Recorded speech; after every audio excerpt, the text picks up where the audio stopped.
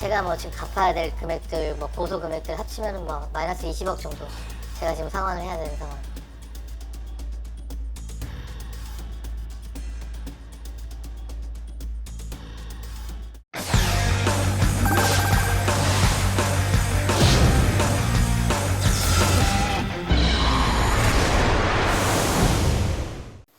안녕하세요, 손이사입니다. 오늘은 특별한 분을 모셔봤는데요. 코인을 1000억 이상의 판매를 하셨던 분이고요. 일단 모셔보겠습니다. 예, 반갑습니다. 저는 한국, 일본, 중국을 돌아다니면서 약 한 30여 개 정도의 프로젝트의 총판을 맡았었고, 대략 누적 금액 한 1000억 정도의 펀딩을 진행했었던 전 총판입니다.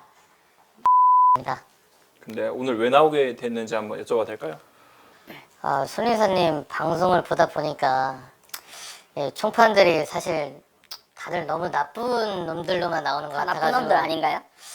나쁜 놈들 아니고 저처럼 좀 억울한 놈들도 있어서 그 억울함을 좀 이렇게 고하고자 이렇게 나왔습니다. 근데 우리 시청자분들께서 총판이라고 하면 이제 생소하실 수도 있을 거예요. 근데 총판이 뭔지에 대해서 좀 일단 설명을 좀 주시면 좋을 것 같아요.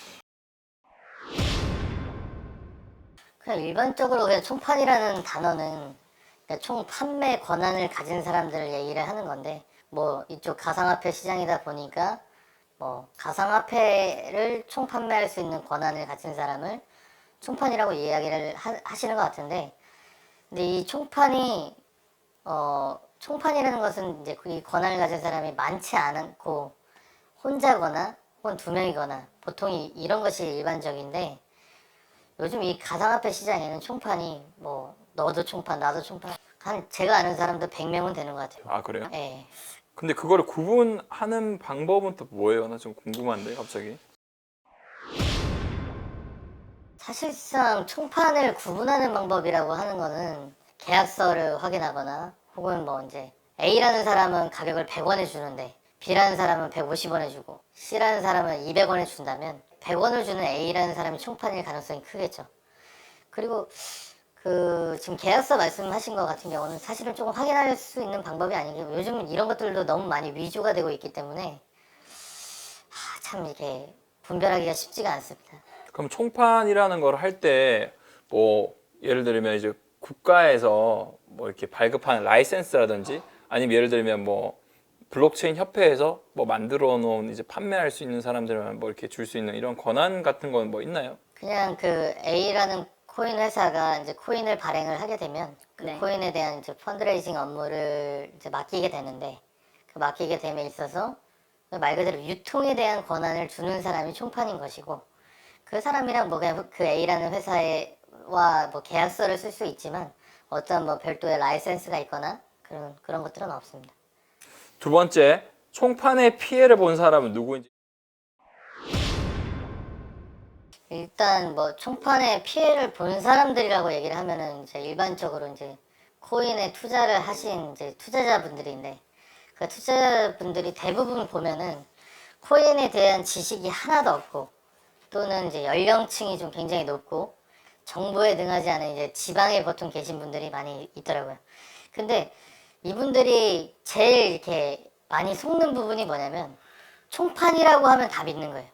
이 사람이 이 A코인의 총판이래, 이 B코인의 총판이래. 그럼 이 사람이 다 그냥 그 말 한마디에 나 총판이야 이러면 총판이라고 믿는 거예요. 근데 실제로 제가 아까 말씀드렸다시피 제가 아는 A코인의 총판은 한 100명이 넘습니다. 총판이 아닌 사람이 없습니다. 그 코인에 대해서 소개하고 있는 모든 사람은 본인을 총판이라고 소개를 합니다. 그러다 보니까 실제 이 코인 가격이 100원인데 200원에 파는 총판을 가장한 사람을 만나서 피해가 발생이 되는 겁니다. 지금 프로젝트들을 여러 개를 진행하셨다고 하는데 근데 그 전에 본인의 피해, 어떤 피해 때문에 나왔는지, 개인 자산이 한창 많을 때는 어느 정도 있으셨나요? 코인 쪽으로 100개 넘게 있었던 적이 있습니다. 100개면 100억? 예. 열심히 투자해서 돈 벌었고 2017년에 장이 좋았잖아요. 그때 뭐 다 뭐 그때 뭐 사면 뭐 다 10배, 20배 갔으니까. 그러면 본인이 한창 많았을 때 100억 정도 있었다 이상. 그러면 지금 현재 그 돈은 어떻게 되니? 지금 현재는 뭐 마이너스 20억입니다. 아니 지금 뭐 사람들 고소한다, 뭐한다, 협박한다, 죽인다 하니까 뭐 이제 저 겁도 많고 하니까 제가 이제 돈도 해줬고 제가 이제 고소건들이 굉장히 많습니다. 제 얼굴도 모르는 사람들이 왜 이렇게 저를 고소하는지 모르겠습니다. 이제 뭐 예를 들어서 제가 이제 A라는 사람한테 소개를 했으면 네. 그 A라는 사람이 좀 여러 사람들한테 소개를 했나 봐요. 근데 그 사람이 좀 약간 허위나 과장의 정보를 퍼뜨리면 A라는 사람이 그것에 대한 잘못을 져야 져야죠. 되는데 그것이 아니라 무조건적으로 그 A라는 사람이 위에 있는 총판한테 이제 책임을 묻는 거죠. 그 전에 본인도 총판이었을 거 아니야. 그 사람한테 말할 때는. 그럼요. 예. 본인도 총판이라고 얘기하고 나서 돈을 받아서 호의호식하고 잘 돈 벌고 살다가 문제가 발생이 되면 나는 총판이 아니다. 나는 이거와 아무 관계가 없다. 저 위에 있는 제가 총판이다. 나는 총판 아니다. 라고 하면서 빠져나가기 급급합니다. 그래서 고소할 때 같이 고소합니다, 저를. 그래가지고 알겠습니다 하고 다 해주고 하다 보니까 돈도 없어졌고 두 번째는 코인 시장도 폭락했고 제가 뭐 지금 갚아야 될 금액들 뭐 고소 금액들 합치면은 뭐 마이너스 20억 정도 제가 지금 상환을 해야 되는 상황입니다. 그럼 투자자들이 왜 고소한 이유가 뭐라고 생각해요? 일단 첫 번째 만약에 예를 들어서 본인들이 투자한 코인이 올랐다면 과연 고소를 했을까? 그럼 이 사람들이 고소한 이유가 이게 안 올라가서 이건가요? 그쵸. 이제 일단은 그거에 대한 이제 분풀이가 이제 대상이 필요한데 사실은 뭔가 돈을 받아야 되는데 다시 자기 돈이 원성복구 돼야 되는데 따져야 될 곳이 어딨나 둘러보니까 총판이 사실 제일 만만한 거죠. 그러니까 저는 이 바닥이 물론 총판이라고 사칭하고 가는 그런 사기꾼들도 너무 많지만 그것도 문제지만 투자자들이 총판이라고 말하는 그 사람을 무조건 맹목적으로 총판이라고 믿는 것도 문제라고 생각을 해요. 투자자가 고소한 이유는 원금에 대해서 너무 떨어지다 보니까 그거에 대해서 하소연할 사람이 필요한 거죠. 필요하니까 네. 총판이 된다. 네. 근데 중요한 건 뭐냐면 돈은 저희 총판들이 번 게 아니에요.